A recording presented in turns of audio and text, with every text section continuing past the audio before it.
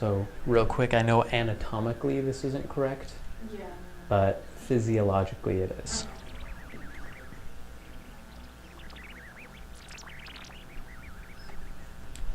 So the laterals, and this is the third, it's the fourth, the inside of the lateral is choroid plexus, and inside those are epidymocels. Yeah. The choroid plexus is just the area where they're located, and the epidymal cells are the specific cells that secrete CSF.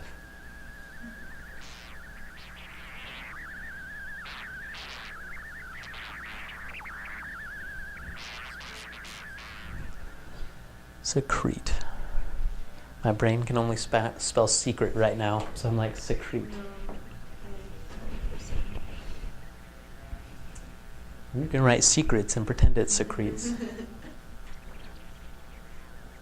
It's just one of those days, you know? Yeah. It's a Monday. So the epidymal cells Mm-hmm. secrete cerebrospinal fluid, Correct. which goes from the subarachnoid space. Am I saying it right? Yes. Into the But subdural. So it'll eventually, Eventually. that's going to be like its end destination. Okay. Okay? So secrete, which secrete.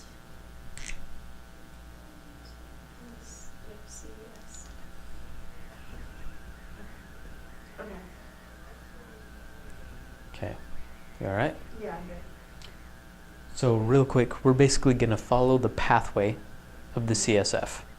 Okay. Okay? Sounds good to me. So starting in the lateral ventricles, or it could technically start in the third ventricle, but we'll start from the furthest back. Goes through the lateral ventricles, through this area. Do you, from the anatomy portion, do you know what that small area is? Should be right there on your book as well. No. No? Okay. But those are important to remember. But they're the corpus quadrigemina are in. Oh, it's in part of your brain stem. It's in the mid. Those are.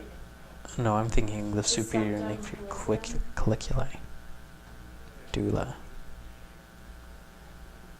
Is it the septum pellucidum? No. It's right there. It's the. Interventricular foramen? Yeah. Interventricular foramen. Foramen.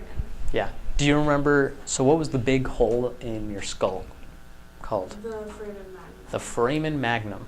Did you notice how there was a lot of foramens in the skull? Yeah. Did you notice how every time they were a hole? Mm-hmm. So foramen is talking about a hole. Yeah. Okay. So it's intraventricular Ventricular. foramen. So it literally means hole in between the ventricles. Okay. So it's right So it's this. between the lateral and the third. Mm-hmm. Okay. So intra. Oh no, it's inter. It's inter, Yeah. Interventricular. which makes more sense because intra means within.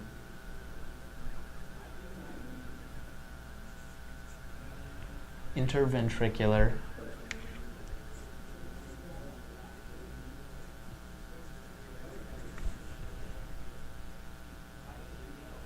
So from the lateral through the interventricular foramen into the third ventricle. Mm-hmm. Then, do you know what it goes through? This little area. Did I already say it? Or no? It's No? called the cerebral aqueduct. Aqueduct. Oh, yep.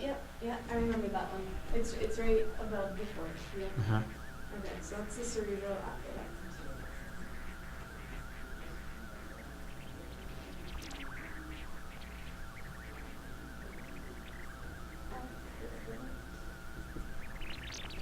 Okay. Okay. So And this then- is the path of CSF. Mm-hmm. Okay. And then we've got a couple holes. Okay. Mm-hmm. I'm trying to remember. I just want to check this real quick. Okay, yeah. Okay. So we've got these little holes that are called apertures. Apertures. Yeah. We've got two lateral apertures. And those are on the fourth ventricle? Within, They're in. they're holes. So they're holes from going within them to going outside of them. Lateral Apertures apertures. and one median aperture.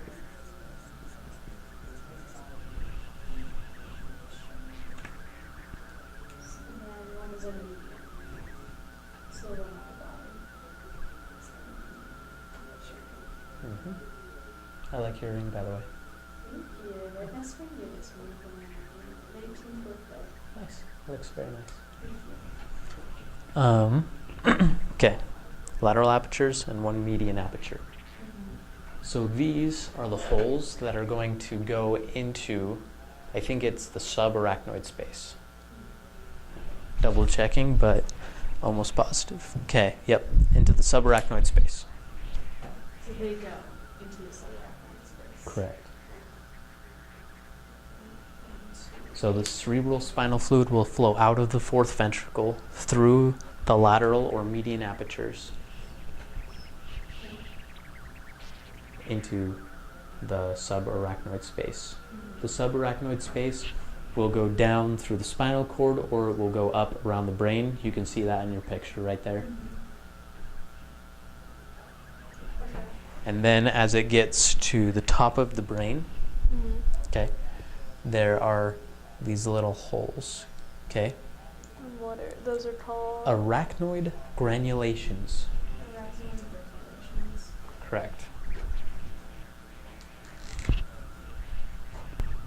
Okay, so those arachnoid granulations are more or less, they're little outgrowths into the subdural space, which will allow the cerebral spinal fluid to flow through into the subdural space, and then it is no longer cerebral spinal fluid. It's called serous fluid.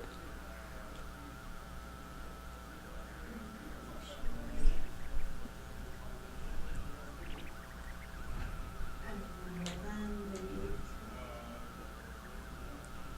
they go into the subdural space. Correct.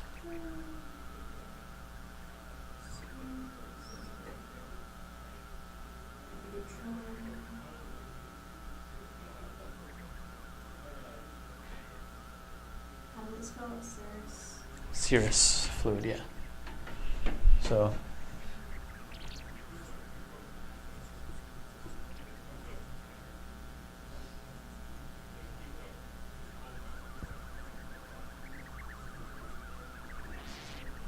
So the CSF goes through into the subdural space and becomes serous fluid